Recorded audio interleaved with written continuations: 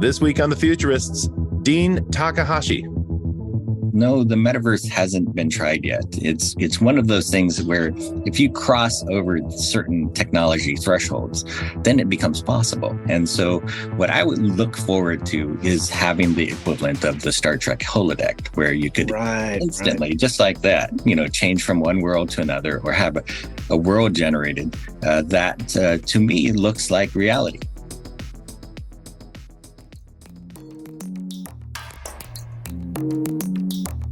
Welcome back to The Futurists, the show where we talk to the people who are inventing, discovering, and writing about the future. And this week, we're going to look into the future of games with a good friend, a longtime friend, and colleague of mine. But before we do that, Brett, welcome to the show. Good to see you. You're a traveling man. Where are you coming from this week? I'm on the road. I'm in Budapest, Hungary, sitting on the Danube River right now. So that's pretty cool. That sounds pretty nice. And I would imagine it's pretty chilly there at this time of year. Yeah, so it was freezing. It was like in US terms, like 32, 33 degrees, but 1 degree Celsius. So I had to go out and buy myself a jacket because coming from Bangkok, I wasn't really prepared. Not ready for the cold weather. It's a shock to the system when you come from a place that's typically 85 degrees. Well, absolutely. We should probably start off with some news. You got a couple news items for us this week? Ready for the news from the future? So two that I picked up on is first is a report that came out on January 23rd. So it's just last week, as per time of the recording, from ITIF, which is the Information Technology and Innovation Foundation. And it's got a really controversial title, this report, Wake Up, America. China is overtaking the United States in innovation capacity. And, we hear it often, Americans talking about that China just copies the US. But the type of innovation that is happening in China is, in some respect, sort of infrastructure innovation and so forth, not necessarily new products to market, but core innovation at an economy level. So by 2020, China's innovation and advanced industry capabilities increased to roughly 75% of the US, but they are set to overtake the US over the next couple of years. And as we've talked about, particularly in respect to things like patents and other things, they've made substantial progress. But in terms of innovation indicators or innovation capacity, this report clearly shows that China is going to surpass the US, and this comes back to the conversation we've had on the show numerous times. The other piece of news is from a professor of genetics and a co-director of the Paul F. Glenn Center of Biology and Aging Research at the Harvard Medical School. This is a 13-year study that is being conducted at Harvard Medical School by Dr. David Sinclair and his colleagues. And after the 13 years, they've really discovered a key factor in aging. We had, of course, Aubrey de Grey on the show a couple of weeks ago, talking about cell senescence and, the zombie cells and all of those sorts of things. But it turns out it's the loss of epigenetic information passing from cells to new cells that really creates this deterioration in all of these areas of aging that we talk about, such as telomere lengths and cell reproduction errors and the zombie cells and so forth.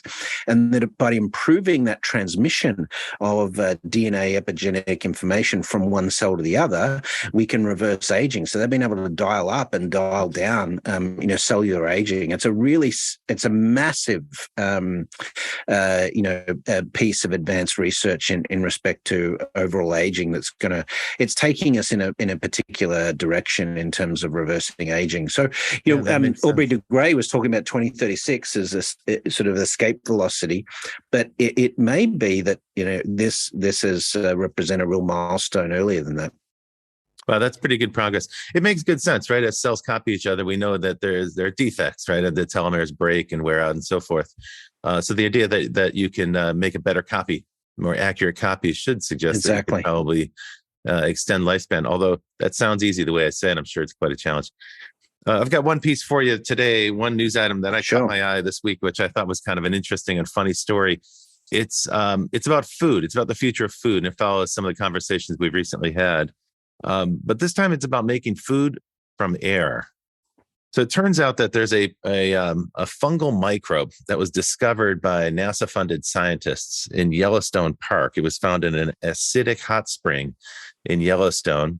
And this particular fungus can process air to yield a protein.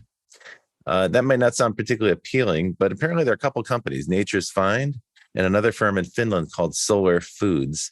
And they've harnessed this particular fungus to generate protein, and it comes in the form of a cream cheese. Get that, a fungal cream cheese that some people compare to mascarpone. So it's like, oh, that sounds delicious, maybe.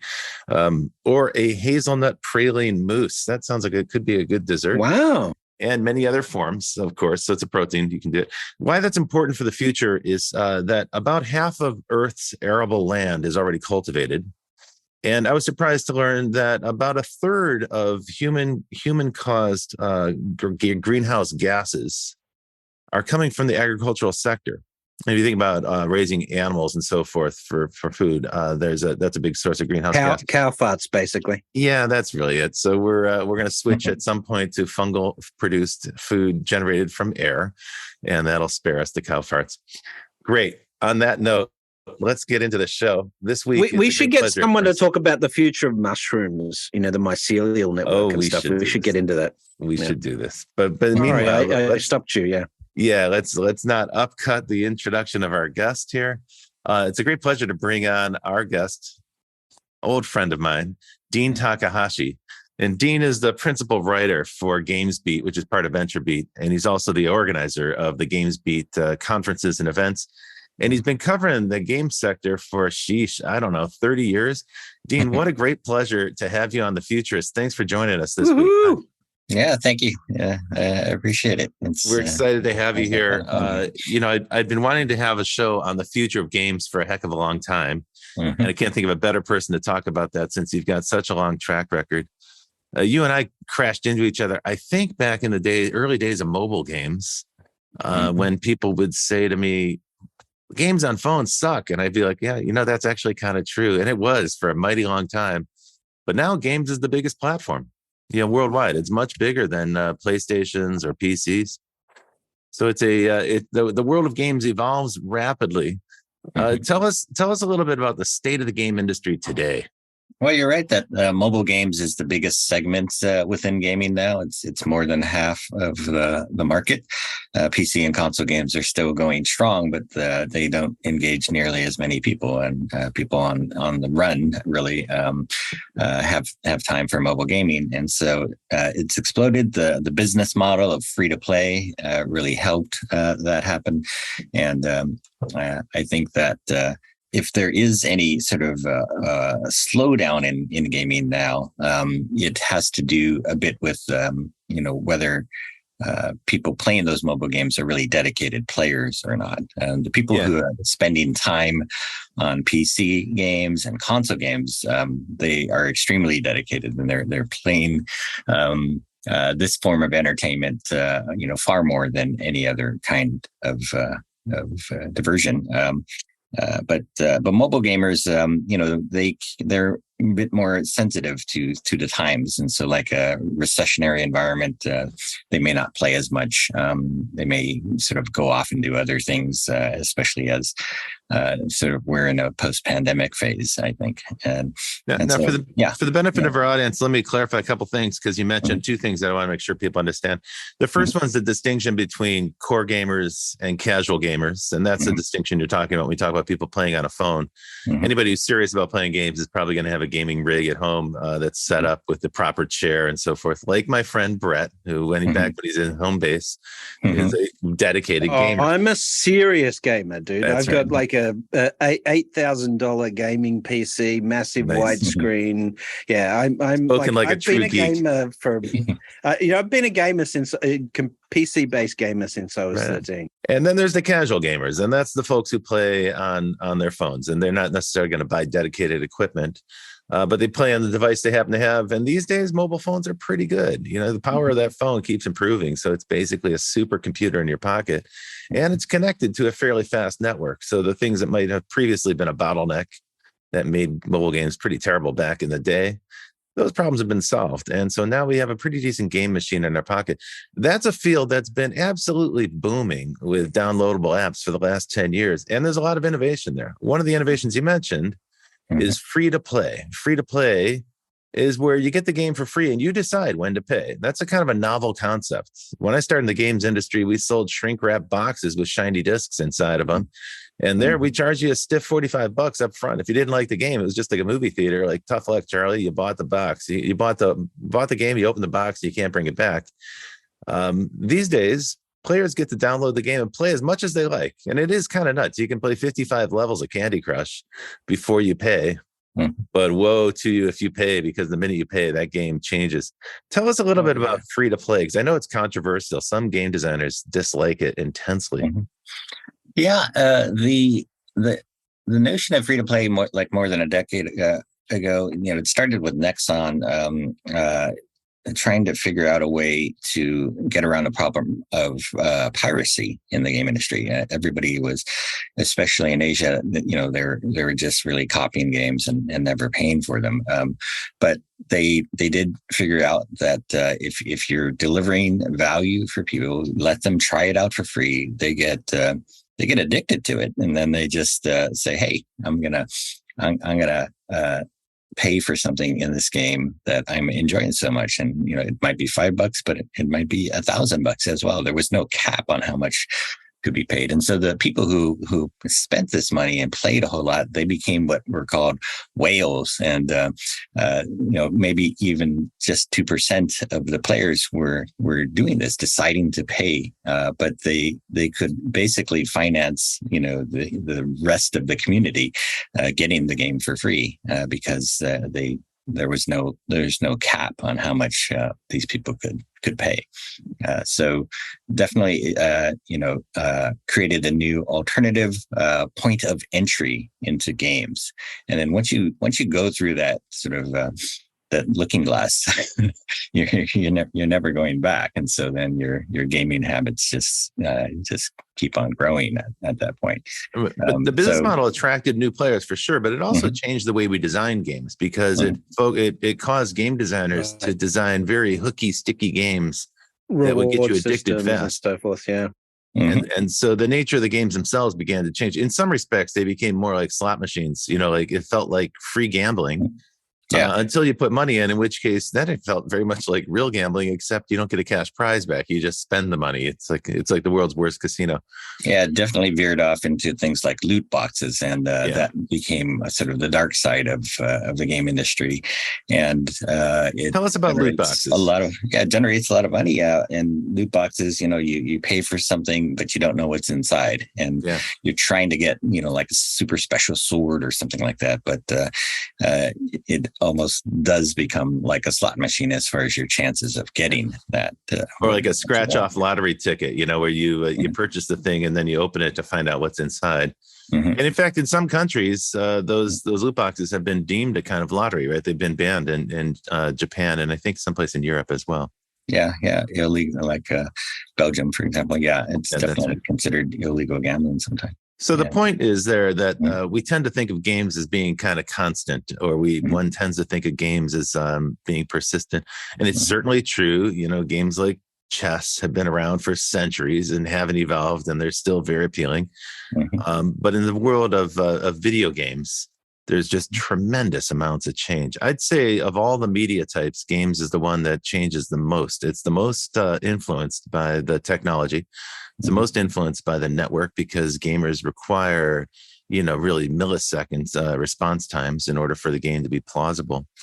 It's also where the developers, the people who create the games, are willing to test out technology. I wouldn't say that that's true of other kinds of entertainment. One could say musicians use technology, and they do. They experiment with it. The motion picture business tends to be technology resistant until there's like a proven breakthrough that'll give them an advantage. But in the game industry, you've got coders that are testing systems that often aren't even documented. They're at the very cutting edge of the technology. I consider game developers like the test pilots for new technology. That's one of the reasons why it's such an interesting subject. Oh yeah, definitely. There's different branches of innovation in games right now that are pushing into things like cloud gaming and cloud technology, and there's VR, of course, and blockchain games. And I want to ask you about all those. I want to ask you about all those. Right? Everybody says that cloud gaming is the next big thing, although it's not so clear to me that that's the case. And certainly Google proved that it's easy to screw up and kind of retreat with your tail between your legs. But apparently Microsoft is making a go of it, and they're doing well. Tell us a little bit about cloud gaming. So cloud gaming basically will put the computing power and the graphics processing into a data center in the cloud. And you access that via the internet for your game device, and you can basically, enhance the processing power that you have available to you enormously just through the form of video that you download into a device, and you upload, download, and it feels like all of the interaction is happening right there on your device, when in fact, a lot of the processing is happening in a data center that's far away. So does that mean you could play a game, like a really high-powered game, on a basic Android tablet? Is that the idea? You're streaming the game down from a data center? Yeah. So then it doesn't matter how powerful your own particular device is, and you can play a very high-end game, like say Red Dead Redemption 2. You can play it on a laptop that basically has very little graphics power, or a smartphone. So in theory, that should expand the market of gamers. Is that what's happening? Are new people who don't have like NVIDIA laptops, are they signing up? Well, there's innovations that go along with this. And for example, a company called Holoride is now enabling you to do virtual reality games on a headset in the car.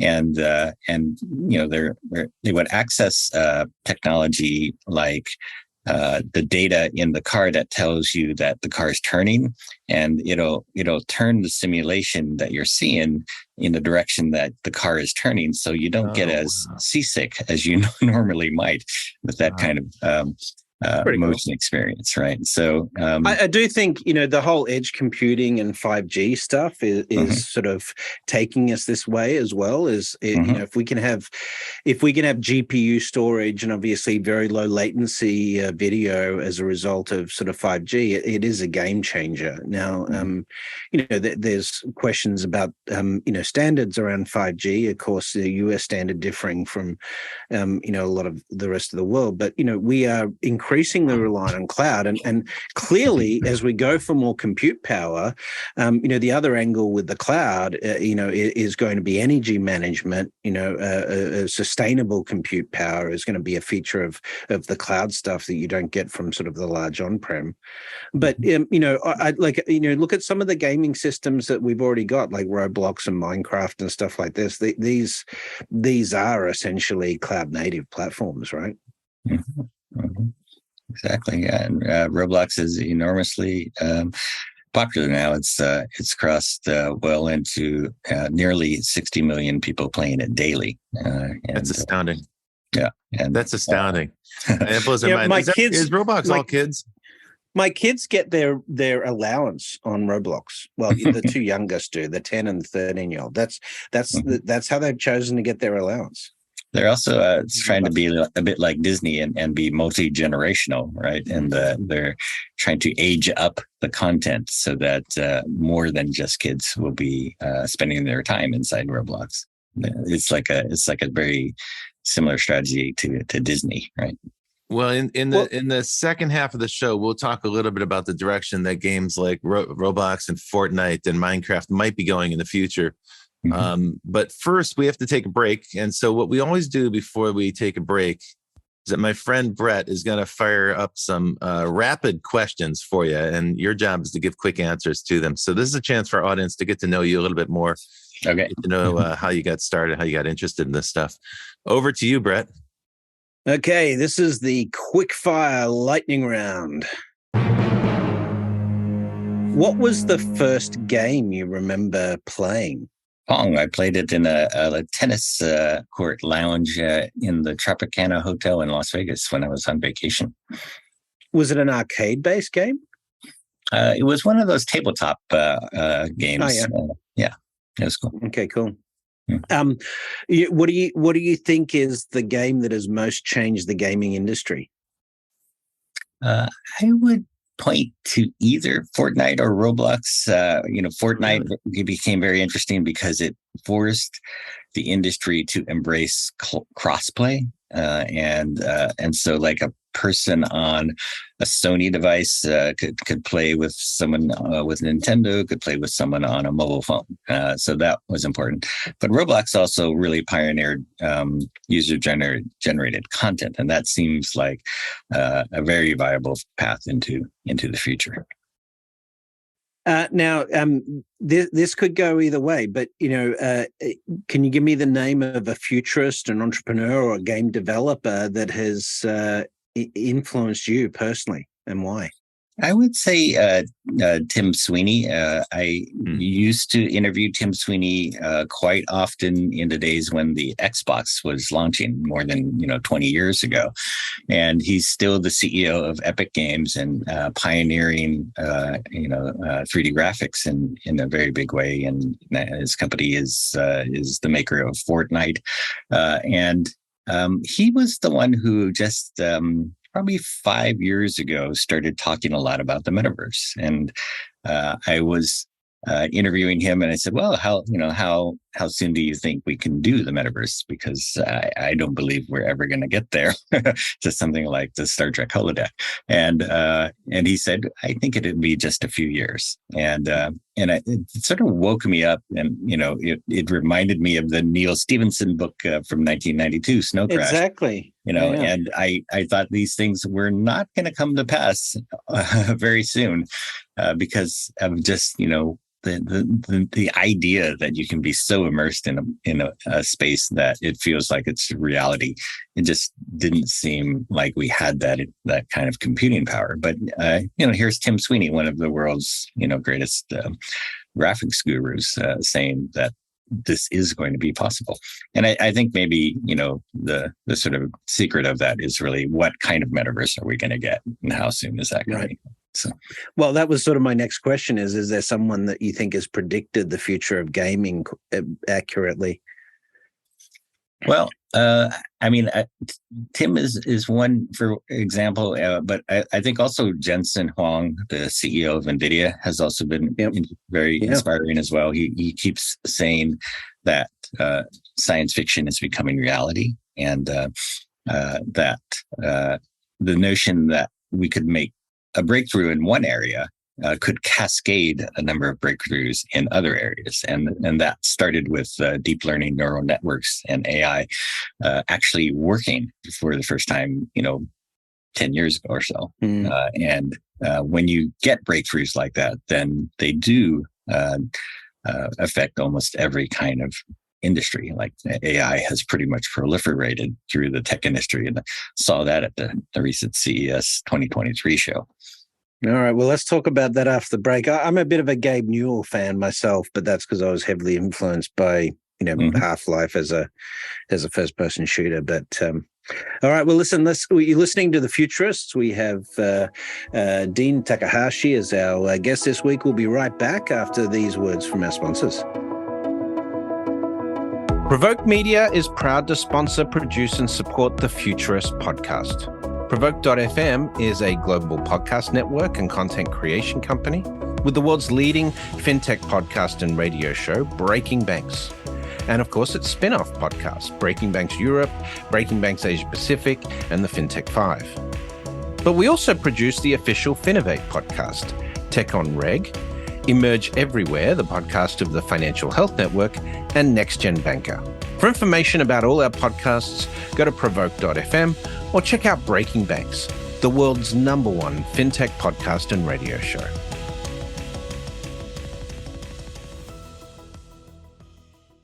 Okay, we're back. It's the second half of the show. It is the Futurists with my friend Brett King, me, Rob Tercek, and our guest, Dean Takahashi of GamesBeat.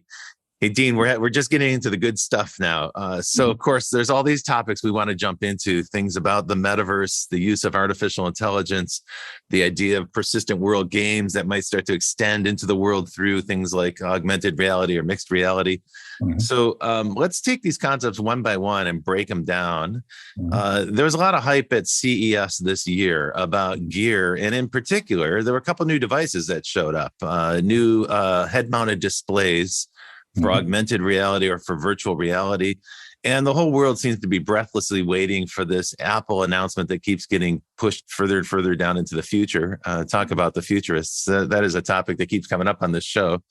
Can you give us a little perspective about what you learned at CES this year, the Consumer Electronics Show, that gigantic showcase of electronic gizmos? Mm-hmm. Yeah, there was interesting developments with virtual reality for sure. HTC showed off a new headset. They're charging $1,100 for it, but it's oriented towards consumer enthusiasts who really love VR environments. And are there any? The PlayStation VR 2 also made its debut at CES, and it's going to be shipping in February as well.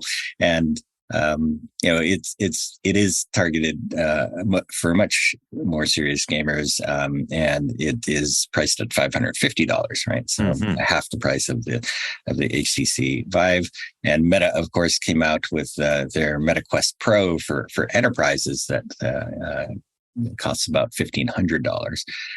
Then you have other players that were at CES as well, like Magic Leap, which is selling a $3,300 mixed reality glasses, and they're targeting that at enterprises where you might want to, use it to train an associate walking down an aisle where they could see different descriptions of the things they're looking at popping up in their AR headsets. For $3,300, do you think that's a good deal to train a new associate in a grocery store? Training costs for some reason are extremely high, right? And there aren't enough people to do that training. And so this is one of the great use cases for the early technology that, it comes out at a very high price. Enterprises can afford it because they're actually saving tens of thousands of dollars a year in training costs. At least that's the argument that they're using to sell it at CES. That's right.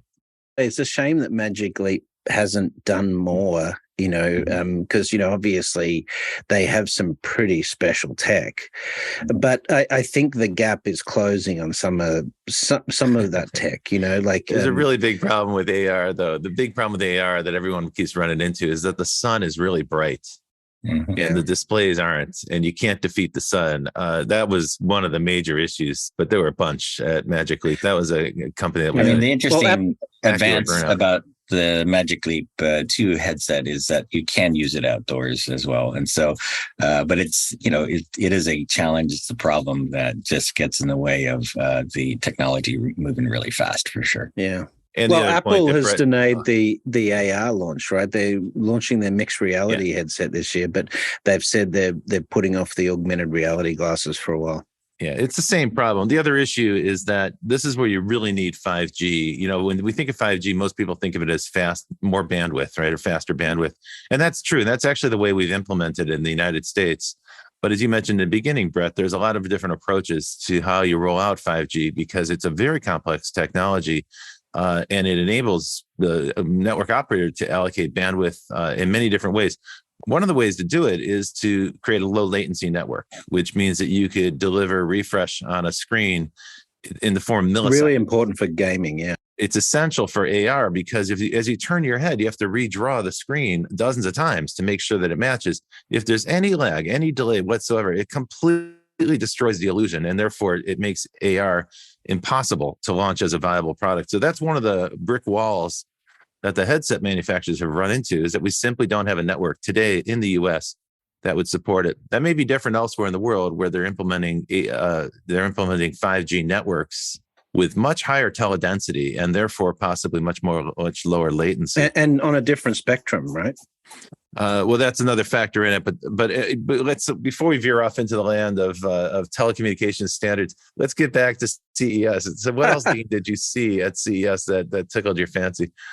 Well, there definitely was a lot of influence from generative AI, which has sort of taken the whole tech world by storm. Even Google is worried about the effect this might have on people using search. Right? You're talking about things like generative pre-trained transformers, what we know as GPT-3 or now ChatGPT. Mm-hmm. Yeah, and I read about a startup today that came out of CES announcements. They're getting their app onto LG TVs because LG wants to position itself as a metaverse leader as well. And what this does is it lets you just engage with an app. It's coming in via the cloud into the TV, and then you just type in a text prompt, and then it generates a world using what you typed in. Like I want a multiplayer game with chickens fighting each other. It'll generate that. Is it any good? You start playing does it look good, or is it terrible? Right? Yeah, it could be terrible for sure, and it could be disposable, right? But the thing that the company Oxuman and its Oxu World app they're hoping for is that the ability for users to create their own games using their own imagination is going to be the hook, right? And that I buy that. Yeah, I think that's a big factor. And I think when we talk about metaverse, we should bear in mind that everybody will be a creator in the metaverse. Everybody will create some kind of art. So that's where these automated systems, these AI generative systems, can be quite powerful. Yeah. And I mean, what they do is they enable people who are lay people, really ordinary people who don't know how to code, to tap into something like generative AI to, create vast amounts of content that they could never otherwise create. And so that's something that could really sort of kickstart user-generated content. We're gonna be dealing with a flood of user-generated, AI-generated content in the very near future. Everything from newsletters and social media posts to really bad art. Some people make great stuff with it. It's just super impressive to see the people who've got the skills in prompt craft generating really, really good looking art or really interesting new writing. But a lot of it is frankly average. That's the whole point, is it generates kind of the mean. So we're going to be flooded with mediocre content. So Dean, I want to talk to you about sort of general trends here. You do have things like Fortnite, which is more community based, but if we look at the big ticket games, the Call of Duties and things like this, these games that are basically produced like Hollywood blockbusters, and sort of in terms of budgets and in terms of revenue that's produced by them, tend to be very similar. Even they're higher returns than Hollywood movies. They tend to be much more story driven. You're immersed in these storytelling experiences. So, do you think that that's the sort of world is going to be split between these action, engagement models versus storytelling? And where does that put us in terms of the metaverse? Do we sort of see, playable movies coming in the future that, that you can play a character? Like, think of what's happened with The Last of Us recently, amazing new TV series. The lines are blurring between games and storytelling in that way. Where do you think this is taking us? I think we're going to have some very strong genres within gaming that are going in very different directions. Like user-generated content is only going to get stronger, and the storytelling really isn't there. But it's your story, and that's what's appealing to so many people. Whereas the really high-end movie-like storytelling, like you see in The Last of Us, we've gotten to an interesting stage where video games can do that, and they can be the lead storytelling concept that can go across a lot of different media. And you can have a lot of games now sort of be mined as the sources for the biggest movies coming out of Hollywood. And so like the Last of Us HBO series is really a great example of that. And what's interesting now is that these are becoming the same ecosystem. Like, game engines are being used to make games, but also to make movies and TV shows. Like The Mandalorian was made with the Unreal Engine, for example, right? And so they're becoming one ecosystem. And what that means is then that it's so much easier for them to traverse back and forth. Right. And that means that people like the directors of these shows, they're gamers now, right? And they know how to respectfully treat the source material so they don't offend the gamers with so true. The craziest kind of movie antics, right? So I think that's definitely a trend that's only going to get stronger, and it's going to strengthen gaming culture in the mainstream, right? It's going to mean that everybody's going to know what the popular games are because they embrace the popular shows. And so people who aren't gamers, they become aware of things like League of Legends and Arcane because of a great Netflix television show. Mm-hmm. Yeah, the success of those shows is clearly going to turn the motion picture industry is going to start to look at games as the place where the concepts are developed. Mm-hmm. To make a successful film and even a streaming series now, you need to have a built-in audience. That's why we see so much franchise work and so many things that are derived from famous old science fiction and fantasy stories that have been around for years and years. But we've kind of mined that out. That vein has been mined out. And so now they're looking for new franchises.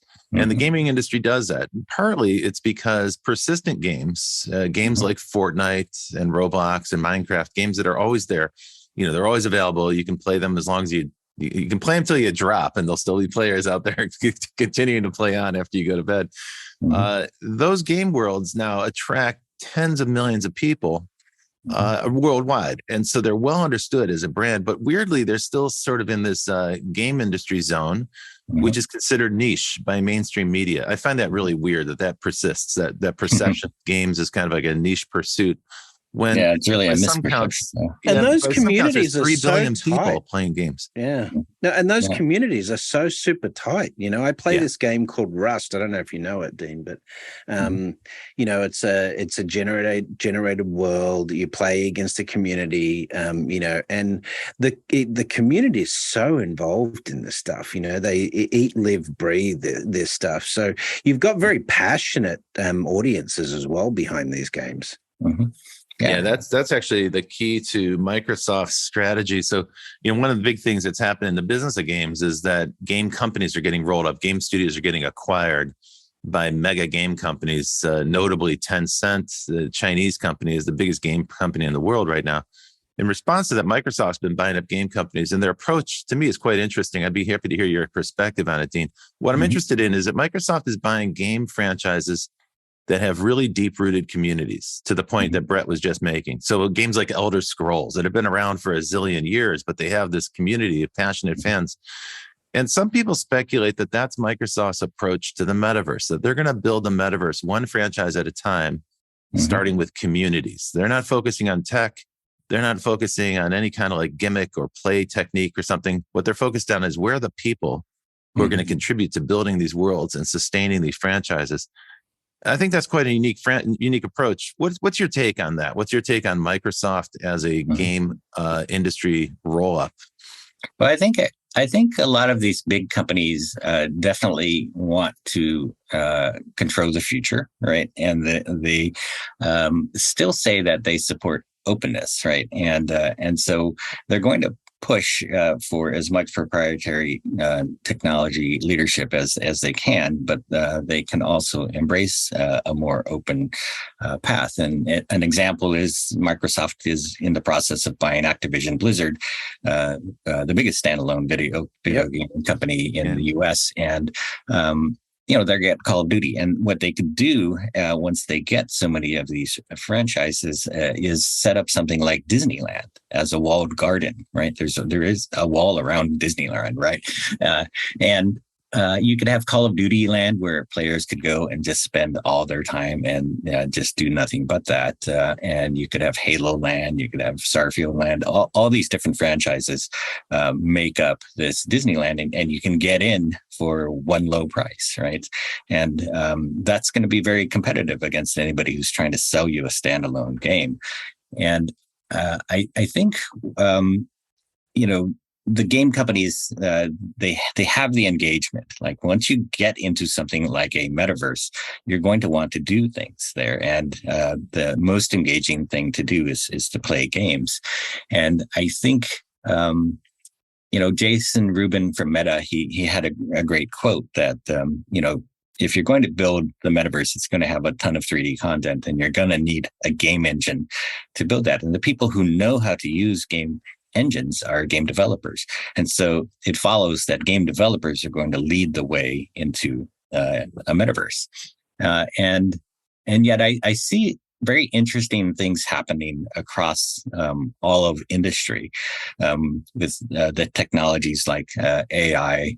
Game development tools are spreading the ability to create 3D graphics into every industry. And you have NVIDIA pushing the Omniverse tools, and you can use those to create digital assets and reuse them across different projects. And, that kind of tool is really necessary to create an interoperable set of worlds or interoperable games where you can use one thing in a game.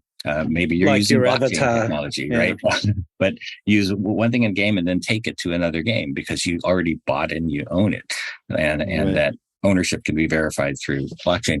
And so once these things all proliferate, then you can undertake some very interesting, gigantic projects. Like NVIDIA wants to use Omniverse to create a digital twin of the Earth and have it be accurate on a meter level scale so that they can use all the supercomputers of the world, which use NVIDIA graphics chips, right, to actually do an analysis on that digital twin and predict climate change for decades to come.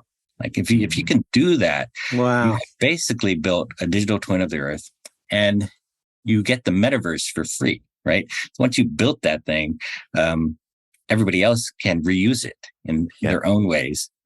There's a creator out there named Brendan Green who's kind of chomping at the bit to get hold of this technology. He's the creator of PlayerUnknown's Battlegrounds, PUBG, the first really successful battle royale game in gaming. And PUBG had sold more than 90 million units, right? And this made Brendan quite wealthy and able to finance a new sort of long-term project. And what he wants to do is basically create a world, right? Like a digital twin of the Earth, and just set players loose in it and let them create their own games with it. And he would welcome other visitors from other worlds into this game world.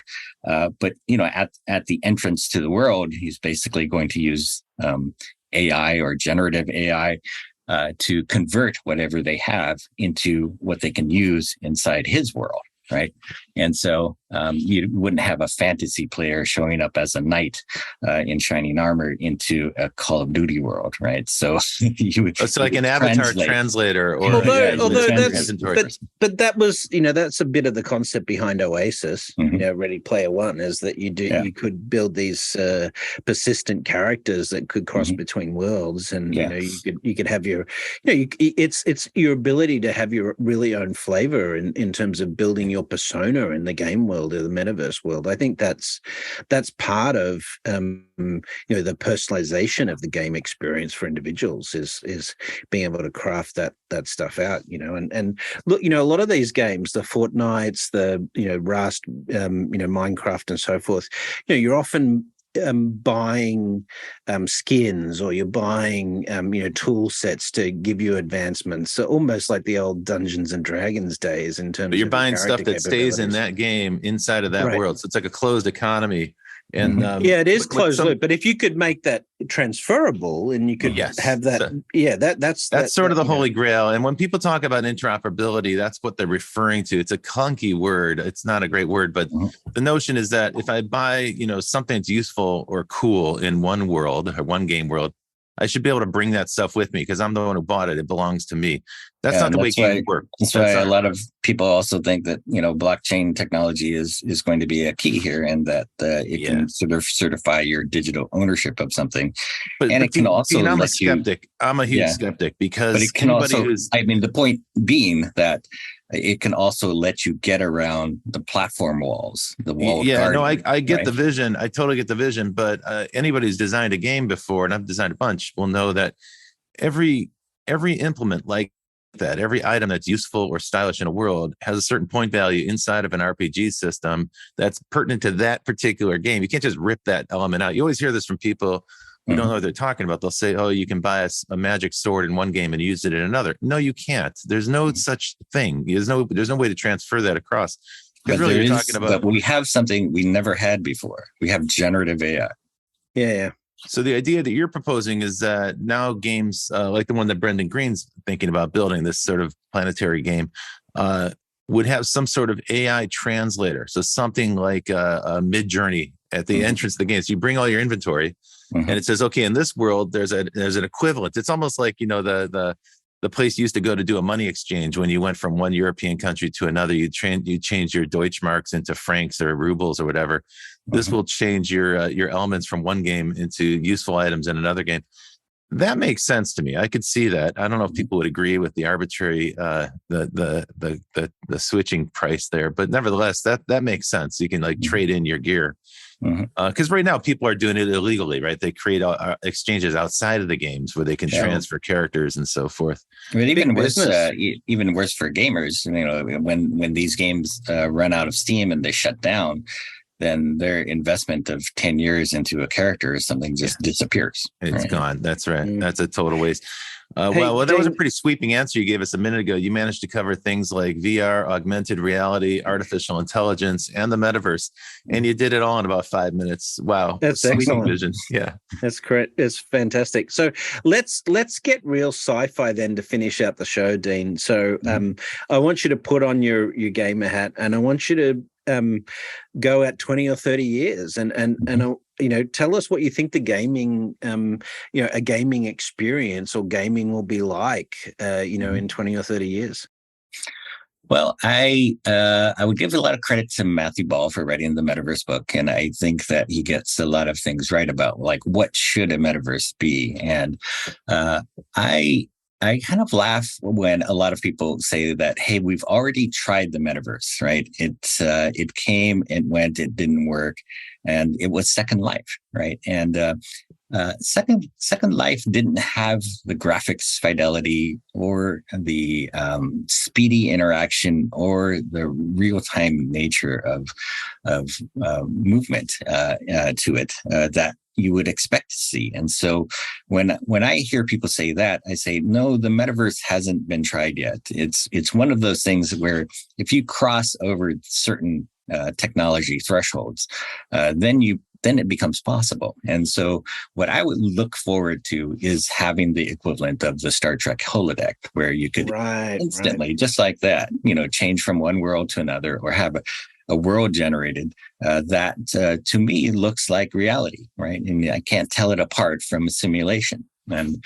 or tell it apart from the real world, really. And once we get to something like that, it feels like then we're in a world that could be described as a real metaverse, right?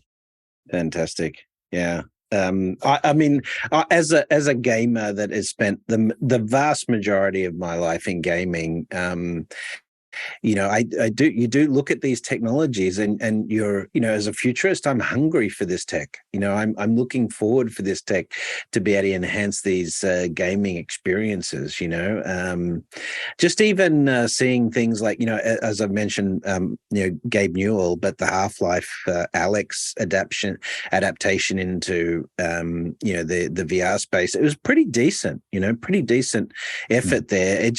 It showed some real potential for the VR space in terms of gaming that I'm hugely excited about. But it's also compute power capabilities. You know what computers can do. In terms of rendering graphics and stuff like that.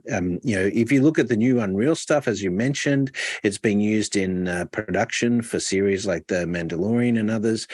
I mean, this stuff is getting indistinguishable from the real world, you know, in terms of graphics capabilities. It's a pretty exciting time to be alive if you're a gamer, frankly.